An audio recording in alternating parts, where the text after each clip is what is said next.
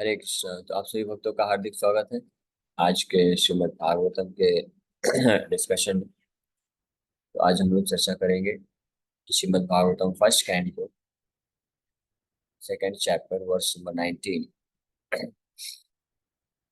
तो मेरे ख्याल से ये श्लोक पे कल हमने विस्तार से चर्चा कर लिया था कि आगे बढ़ने वाले हैं। तो पिछले श्लोक में तदा रजस्तमो भावा कामलोभादयश्चय चेतयेतरणा विद्धं स्थितं सत्त्वे प्रसीदति। तो इसमें लक्षण बता रहे हैं कि जो भगवत भक्ति में लगता है, श्रवणम कीर्तनम कार्य में लगता है, आ, नित्यम भागवत सेवया जिसके द्वारा हो जाता है, तो भक्तिर्भवती नैष्ठिक नैष्ठिकी भक्ति उत्पन्न होती है। और उसका प्रभाव क्या होता है? उसके जीवन वो रजोगुण तमोगुण के प्रभाव से मुक्त हो जाता है और काम लोभ उसके हृदय से नष्ट हो जाते हैं और स्थितम सत्वे प्रसीदति, सतोगुण में स्थित होकर के उसका मन प्रसीदति यानी संतुष्ट हो जाता है। मन संतुष्ट हो जाता है मतलब मन शांत हो जाता है, मन में कोई इस प्रकार की भौतिक कामनाएं या इच्छाएं नहीं रहती। उस स्तर में वो भगवान के भजन को अच्छे से कर सकता है। ये आज के श्लोक में वर्णन कर रहे हैं। एवं प्रसन्न मनसो भगवत भक्ति योग्यतः भगवत तत्व विज्ञानम मुक्त संगस्य जायते। जिस प्रकार से एवं प्रसन्न मनसो, thus established in the mode of unalloyed goodness, the man whose mind has been enlivened by contact with devotional service to the Lord gains positive scientific knowledge of the personality of Godhead in the stage of liberation from all material association. एवं प्रसन्न मनसो, इस प्रकार से प्रसन्न चित्त, प्रसन्न मनसो, प्रसन्न मतलब इनलाइवेंड बताया गया है। इस प्रकार से मन विकृति से जब दूर होता है, विकार यानी दोष या गंदगी, काम लोभ दयशय, इससे जब मुक्त होता है, स्थितम सत्वे सतोगुण में स्थित होता है, तो उस स्टेज को प्रसन्न मन से बोला गया है। ये शब्द प्रसन्न जो यहाँ पे आया है, इसका जो मीनिंग अर्थ है, तो लोग सोचते हैं कि भौतिक सुख सुविधा मिले तो हम प्रसन्न हैं। प्रसन्न का अर्थ ये नहीं होता है। प्रसन्न का अर्थ होता है इनलाइवेंड। इनलाइवेंड का मतलब होता है जो भौतिक आकांक्षाओं से जिसका मन जो है पूरी तरह से मुक्त है, वासनाएं नहीं है, और सतोगुण में स्थित होने के कारण मन संतुष्ट है और शांत है। इस प्रकार से वो प्रसन्न मनुष्य है। और भगवत भक्ति योग्यता, और भगवान के एवं सब सूचित करता है। इस प्रकार से प्रसन्न मनुष्य प्राप्त करता है भगवत भक्ति योग्यता। योग्यता मतलब अपने आप को नियोजित करके, लगा करके। इसी तरह का एक और श्लोक आया था, वासुदेव भगवती भक्ति योगा प्रयोजिता जनित्याशु वैराग्यम ज्ञानम चयत अहेतुकम। पिछले करीब पाँच छह श्लोक पहले एक श्लोक आता है कि वासुदेव भगवती, भगवान वासुदेव के भक्ति में कोई नियोजित होता है तो ज्ञान वैराग्य जनित्याशु वैराग्यम ज्ञानम चयत अहेतुकम, वहां पे भी ये चीज ऑलरेडी बताया गया है। और उसी चीज को वापस से यहाँ पे कंफर्म कर रहे हैं कि जब इस प्रकार से कोई नित्यम भागवत सेवया करता है, उसके माध्यम से जब ज्यादातर अनर्थ अभद्र नष्ट हो जाते हैं और नैष्ठिकी भक्ति भगवान के प्रति उत्पन्न होती है और सतोगुण में व्यक्ति आता है, इस प्रकार से भगवत भक्ति योग्यता।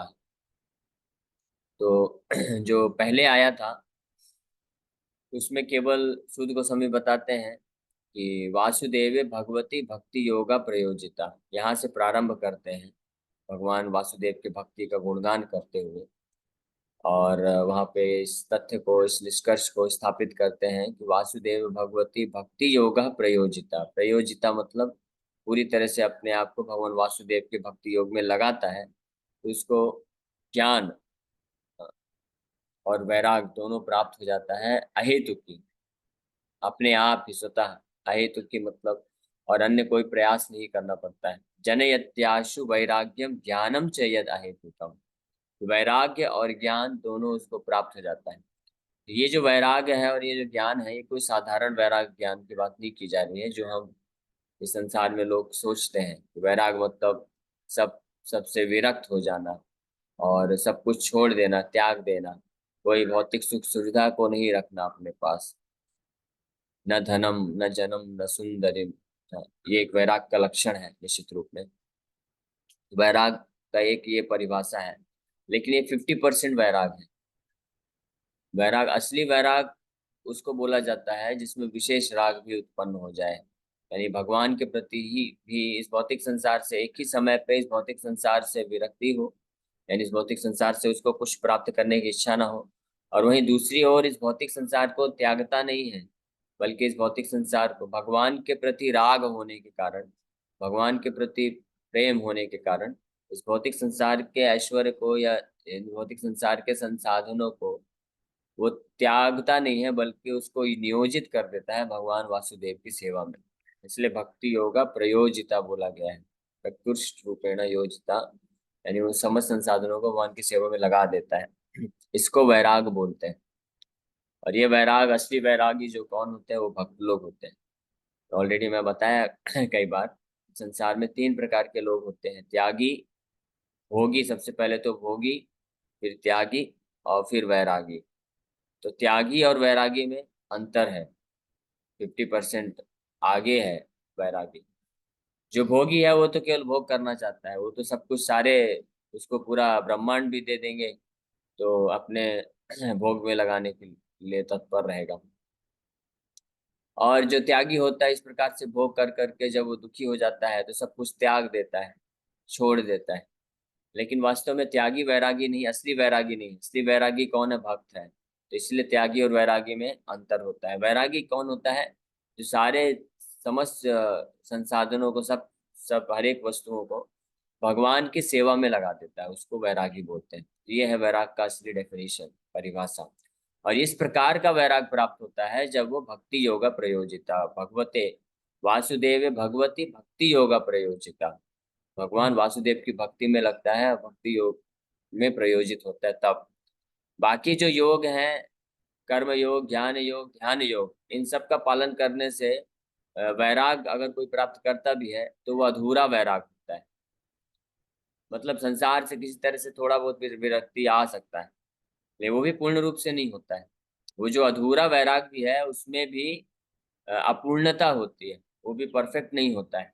क्योंकि ऐसे कई बार देखा गया है कि ऐसे ज्ञान योगी, ध्यान योगी भी जो संसार को त्याग देते हैं, ऐसा प्रतीत होता है कि ये लोग पूरी तरह से विरक्त हैं, वो भी ऐसी कैसी कभी ऐसी विपरीत परिस्थिति में जा करके वो भोग करने में लग जाते हैं। ऐसे अनेकों अनेकों उदाहरण है। लेकिन भगवती वासुदेव भगवती भक्ति योगा प्रयोजिता, जब भगवान वासुदेव के प्रति भक्ति योगा के द्वारा अपने आप को कोई लगाता है तो उससे विशेष वैराग और कम पूर्ण वैराग की प्राप्ति होती है। तो ये है वैराग। अब दूसरा आया है कि जनेत्याशु वैराग्यम ज्ञानम च यद अहेतुकम। ज्ञानम च यद अहेतुकम, कि ज्ञान भी प्राप्त होता है। तो ये कोई साधारण ज्ञान नहीं। जो ज्ञान मार्ग में जो ज्ञानी लोग लगे हुए हैं, उपनिषद वेदांत सूत्र को पढ़ करके वो जो ज्ञान प्राप्त करते हैं वो भी ज्ञान है। लेकिन वो उस जिस प्रकार से वैराग अपूर्ण है, अधूरा है, उसी प्रकार से उनका ज्ञान भी अधूरा रहता है। क्योंकि उनके पास जो ज्ञान होता है वो केवल थ्योरी होता है। थ्योरी मतलब कि केवल लिखा पढ़ी में होता है। वो प्रैक्टिकल साइंटिफिक नॉलेज नहीं होता, विज्ञान विज्ञान नहीं होता है। तो उनके पास थियोरेटिकल नॉलेज होता है और वो भी अधूरा होता है। जो इस प्रकार के तथाकथित मायावादी सन्यासी हैं, उपनिषद वेदांत सूत्र पढ़ते हैं, अन्य अन्य शास्त्रों को पढ़ते हैं, तो वो जो ज्ञान प्राप्त करते हैं उसमें केवल वो ये जान पाते हैं कि हम ये शरीर नहीं है, हम आत्मा है, और अ, हमारा इस भौतिक संसार से कोई लेना देना नहीं है, अहम ब्रह्मास्मि, ये जान पाते हैं। और बहुत हुआ तो इससे, लेकिन वो एक डिफरेंस है, यानी अंतर, भगवान भी ब्रह्म है, हम भी ब्रह्म है, वो एक मान बैठते हैं। वो अंतर नहीं पता चल पाता है उनको, इसलिए उनका ज्ञान अधूरा है। यहाँ तक कि जो योगी लोग होते हैं, ध्यान योगी, तो वो एक स्टेप ऊपर होते हैं ज्ञान योगियों से। उनको पता चलता है कि हम ब्रह्म है, अहम ब्रह्मास्मि, और भगवान परम ब्रह्मास्मि, भगवान परम है, परम ब्रह्म है, परमात्मा है। तो परमात्मा का साक्षात्कार भी प्राप्त कर लेते हैं, इसलिए ज्ञान के एक स्टेप वो ऊपर होते हैं ज्ञानी, ज्ञान योगियों से, मायावादियों से। लेकिन ऐसे योगियों का भी, जो ध्यान योगी लोग हैं, उनका भी ज्ञान अधूरा है। क्यों? क्योंकि वो हालांकि आत्मा परमात्मा के अंतर को भी समझ पाते हैं, लेकिन आत्मा का परमात्मा के साथ या परमात्मा किनका विस्तार है, परम भगवान स्वयं कृष्ण है, उनके बारे में ज्ञान नहीं रहता उनको। और हर एक जीवात्माओं का भगवान के साथ क्या संबंध है, क्या रस है, उसके बारे में ज्ञान नहीं होता, इसलिए वो अधूरा ज्ञान होता है। तो जो भक्ति योगा प्रयोजिता वैराग्यम ज्ञानम चाहिए हेतुकम, तो भक्ति योग में अपने आप को प्रयोजित करके जो वैराग और ज्ञान मिलता है वो पूर्ण होता है। तो भक्ति योगी के पास जो ज्ञान होता है वो आत्मा परमात्मा, आत्मा और भगवान, भगवान परमात्मा, परमात्मा भगवान के विस्तार है, ये ज्ञान रखता है। हमारा भगवान के साथ संबंध को जानता है कि हम भगवान के नित्य दास हैं। अलग अलग आध्यात्मिक जगत में जो भगवान के साथ जो पार्षद है, भक्त लोग हैं, उन रसों को जानता है। तो ये तो ज्ञान भी होता है, और साथ ही साथ में विज्ञान को प्राप्त करता है वो, साइंटिफिक नॉलेज। इसलिए प्रभुपाद जी आज के श्लोक के तात्पर्य में लिख रहे हैं कि scientific knowledge of devotional service, वैज्ञानिक ज्ञान। वैज्ञानिक ज्ञान मतलब भक्त ना केवल जानता है पूरी तरह से ज्ञान को, बल्कि उस ज्ञान को उतार भी पाता है। यानी उस ज्ञान पे स्थित होकर के भगवान का सेवा, भगवान के साथ अपने संबंध को जान करके उस रस में स्थापित करके भगवान का सेवा में लगता है, और इस प्रकार से भगवान के साथ आदान प्रदान वो प्राप्त कर पाता है। तो ये सूत गोस्वामी जब वर्णन कर रहे थे भगवान वासुदेव की भक्ति का गुणगान करते हुए, तो वहां पे भी ये बात स्पष्ट रूप से बोलते हैं, बताते हैं कि वासुदेव भगवती भक्ति योग प्रयोजिता जनयत्याशु या वैराग्यम ज्ञानम चयति। और ये जो जनयत्याशु, जनयति मतलब प्रकट करता है, वासुदेव भगवती भक्ति योगा प्रयोजिता, भगवान के शुद्ध भक्ति योग में लगने से, जनयति मतलब प्रकट करता है, वैराग्यम च यद अहेतुकम, वैराग्यम ज्ञानम च यद अहेतुकम, वैराग और ज्ञान प्रकट करता है।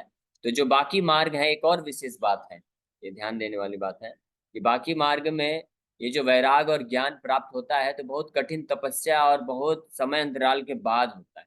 लेकिन भक्ति योग, शुद्ध भक्ति मार्ग की एक और महान विशेषता है कि जनयति आशु, आशु मतलब बहुत जल्दी।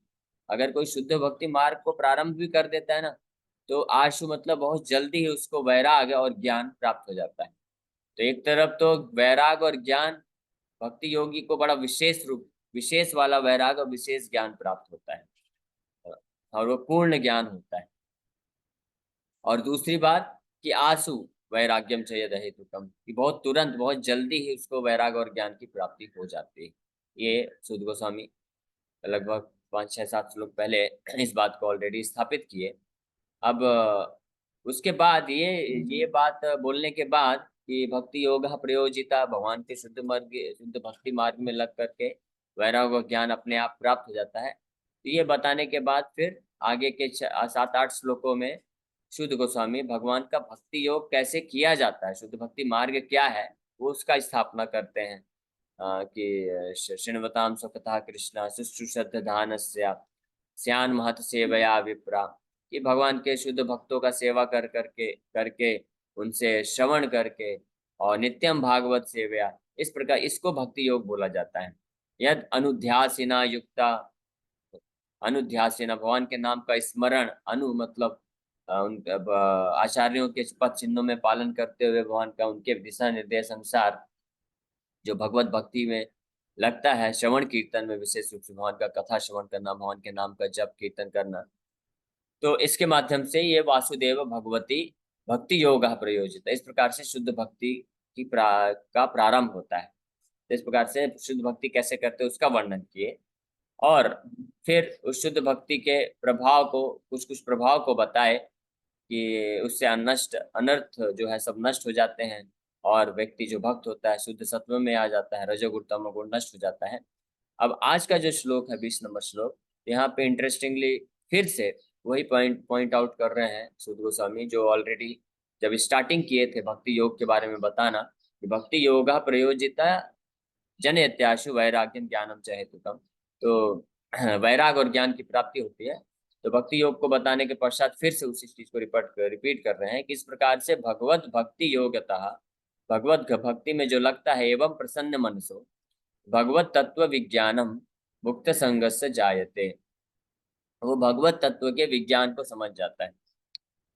इस श्लोक में एक और बहुत महत्वपूर्ण बात, इंटरेस्टिंग बात है, जो भी भक्त लोग अब सुन रहे होंगे ध्यान से तो वो पकड़ पाएंगे, अन्यथा वापस से बाकी भक्त लोग वापस से पढ़ सकते हैं इस चैप्टर को, तो आप लोग पकड़ पाएंगे। मैं बस यहाँ पे पॉइंट आउट कर देता हूँ कि इस 20 नंबर श्लोक में, और जो हमने अभी श्लोक हम चर्चा कर रहे थे कि वासुदेव भगवती भक्ति योगा प्रयोजिता, वो श्लोक, हाँ ये रहा 7 नंबर श्लोक, सॉरी लगभग 12 श्लोक हो गए। तो यहाँ से भक्ति योग का प्रारंभ करते हैं। वासुदेव भगवती भक्ति योगा प्रयोजिता जनयत्याशु वैराग्यम ज्ञानम च। यहाँ पे ज्ञान ही बताया गया है कि knowledge about the devotion service होता है जब कोई भक्ति योग में जुड़ता है। लेकिन आज का जो श्लोक है, अगर आप पॉइंट नोट करेंगे, तो एवं प्रसन्न मनसो, जब इस प्रकार से उत्तम तरीके से, सही तरीके से भगवान वासुदेव की भक्ति प्रारंभ कर देता है। और सही तरीका, प्रमाणिक तरीका क्या है? भगवान के शुद्ध भक्त आचार्यों के पद चिन्हों में या उनके दिशा निर्देश अनुसार भक्ति करना। इस प्रकार से जब कोई भक्ति करता है, उसके अभद्र नष्ट हो जाते हैं, और उन अभद्रों के नष्ट होने से वो सतोगुण में आ जाता है।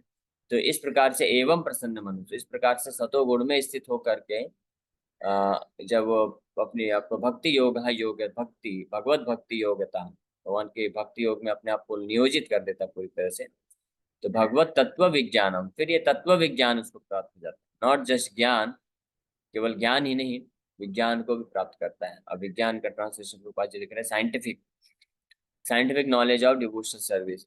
यानी विज्ञान का अर्थ होता है कि वो उस वक्त वो भक्त जान जाता है कि मेरा भगवान के साथ क्या संबंध है, और उस संबंध का साक्षात्कार प्राप्त करके वो भगवान का सेवा में उस प्रकार से लग जाता है।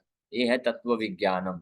तत्व ज्ञान और तत्व विज्ञान में एक ही वस्तु है, लेकिन ये थोड़ा सा अंतर हम समझ सकते हैं कि तत्व ज्ञान मतलब कि वो जान तो गया है कि मैं आत्मा हूँ, जीवात्मा हूँ, भगवान मालिक हैं, मैं सेवक हूँ, लेकिन इसका साक्षात्कार अभी नहीं है, और इसमें वो अपने आप को पूरी तरह से उस ज्ञान पे स्थित करके भगवान की सेवा में लगाया नहीं, अभी प्रारंभिक स्टेज है। लेकिन तत्व विज्ञान का मतलब कि जब वो गुरु के दिशा निर्देश अनुसार दीक्षा लेकर के और भगवान की सेवा में इस प्रकार से लग जाता है, तो उसको तत्व विज्ञानम करते हैं। तो इस श्लोक में ये बता रहे हैं कि इस प्रकार से अगर कोई भक्ति करता है तो वो भगवत तत्व विज्ञानम, भगवत तत्व के विज्ञान को जान जाता है, यानी अपने आप को ये साक्षात्कार प्राप्त करके वो लगा देता है भगवान की सेवा में। और दूसरा लक्षण मुक्त संगस से जायते, ये वही चीज है, वैराग्य ही है। मुक्त संगस, संगस से मतलब इस भौतिक जगत का जो आसक्ति है, संग है, भौतिक भोग या सुख को प्राप्त करने की जो तीव्र इच्छा है, उससे मुक्त हो जाता है, जायते प्रकट हो जाता है। तो इस प्रकार से इसका तात्पर्य हम लोग कल पढ़ेंगे, अभी समय हो गया है। तो मेरे ख्याल से हम लोग यहीं पे विराम करते हैं। आप सभी भक्तों का बहुत बहुत धन्यवाद कि आप लोग आए और आपने मेरे मुताबिक श्रवण किया। क्वेश्चन है? हरे कृष्ण प्रभु जी, पंचांग प्रणाम। प्रभु जी से तत्व विज्ञान की बात आ रही है, तो तत्व विज्ञान मतलब कृष्ण तत्व को जानना। हाँ, तत्व का ये 14 नंबर श्लोक में जो हमने चर्चा किया था, वदंती तत्व तत्व विदस, उसमें सूर्य गोस्वामी बताते हैं कि तत्व पूर्ण तत्व, तत्व का मतलब होता है कृष्ण, कृष्ण ही तत्व है, असली तत्व, यानी पूर्ण तत्व।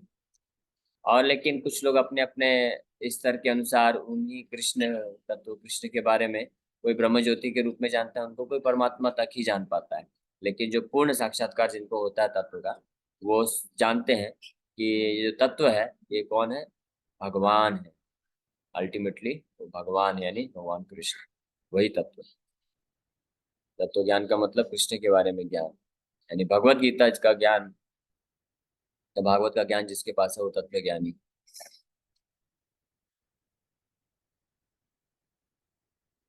यस योगेश। प्रभु जी धन्यवाद प्रणाम। प्रभु जी, एक मन में शंका आ रही थी कि जैसे हम जानते तो है कि हम भगवान के दास है, जितना भी अभी तक शिक्षा गुरु से प्राप्त किया है ज्ञान, उसमें ये तो पता चलता है कि हमें हम, लेकिन उसको रियलाइज कैसे करें ये समझ में नहीं आता। रियलाइजेशन वो कब आता है, ओके ओके, उसके लिए क्या है? समझ गया। बहुत अच्छा आपने प्रश्न पूछा। और शुद्ध गोस्वामी इसी साक्षात्कार रियलाइजेशन को प्राप्त प्रदान करने के लिए ही बहुत ही सिस्टमेटिक तरीके से एक्सप्लेन कर रहे हैं। जैसा हमने इसी अध्याय का 7वें नंबर श्लोक में तो बता रहे हैं कि भगवत भक्ति में कोई लगाएगा तो उसको भगवत तत्व ज्ञान मिलेगा।